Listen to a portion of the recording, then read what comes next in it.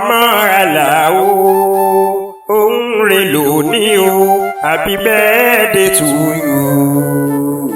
Daniel o Olugbenga ni mò ń kí ire owó ire ọmọ fún ọmọ Alao happy birthday to you o.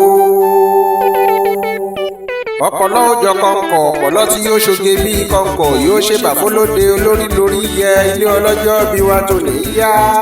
Ẹgbẹ́ ẹjù lẹ̀ béèyàn bá gbé kí eléra ájù wẹ́lẹ̀ yányányá. Mo bẹ́rí fún ẹni tí ń ṣayẹyẹ ọjọ́ bí rẹ̀ ò ní òjèrè. Inspector Daniel Olugbenga ọmọ Alao ní ṣọjọ́ ìbí rẹ̀ lọ́wọ́lọ́wọ́. Ọkọ fún mi láyọ̀ ẹkùn ọkọ olúwa rántí onírógun rẹ́rùn rẹ́rùn. October 1st lọ́dọọdún ni ẹ̀yin ènìyàn wa. Ọjọ́ bí agbèfọ́ba Inspector Daniel Olugbenga ọmọ Alao mẹ́lòó kọ́ sí. Ọmọ Sẹ́ríkí nílùú Ohumbe Yewa North Local Government ò ní ṣíṣe. Nkọ́kọ́ ò ní ṣe ọkọ̀kọ̀ ò ní ṣẹ̀mí rẹ̀ ọmọ Alao. Gbogbo àgbórákò ló kú àwọn òwò dàgbàdògbò ò ní dàgbà àyà. Ẹ wo Chairman Yewa Youth Progressive Club Ajégúnlẹ̀ abala bí Ewékorò Local Government ló ṣọjọ́ bí lọ́wọ́lọ́wọ́ o. Ọmọ Sẹ́ríkí nílùú Ohumbe ń pẹ̀lẹ́. Ọ̀fíìsà Daniel Olugbenga Alao ní múṣì tọmọtọmọ.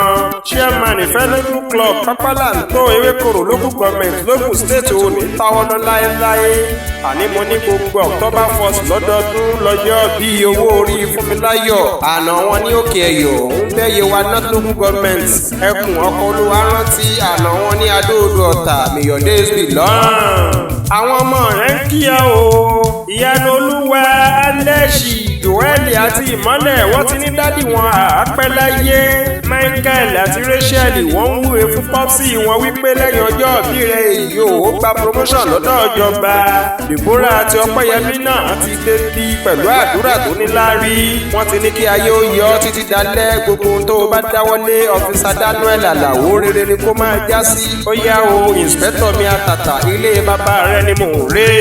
Ọmọ ẹ̀rọ àjọgbọ́ndé lọ́wọ́ ẹ̀yẹ o. Ọmọ aláre Ohumbe ọmọ Ohumbe àwò láyé kan.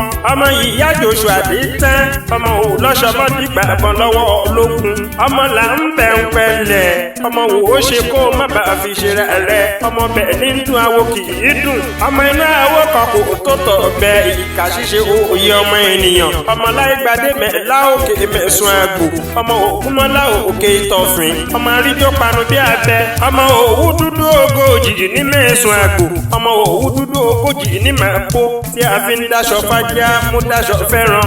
Ajá mú tiẹ̀ ó là gbòòrò lọ. Àgbò ó fi tiẹ̀ sọ̀rọ̀ ìjà ti balẹ̀ Ògùn. Ń pẹ̀lẹ́ o ọmọ olódò kan ò tẹ́rẹ́rẹ́rẹ́ ọmọ olódò kan tààrà. Ọmọ odò tó ṣàn wéréke tó lọ ṣàn wéréke nínú ilé bàbá tó bí ọlọ́mọ. Ọ̀fíìsà Daniel Olugbenga ọmọ Alao ní ṣọjọ́ ìbí rẹ̀ lọ́wọ́lọ́wọ́ o.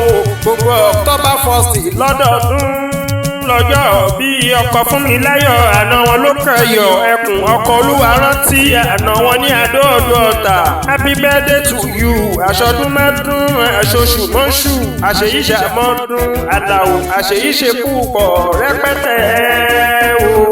Bí wọ́n bá wá bí wípé ta ló kọrin ewu sí ilé tí ẹ bá mi máa sọ fún wa wípé Ìdòwú iye ni Ìjẹ̀bú Waterside lèmi kúkú ti wá.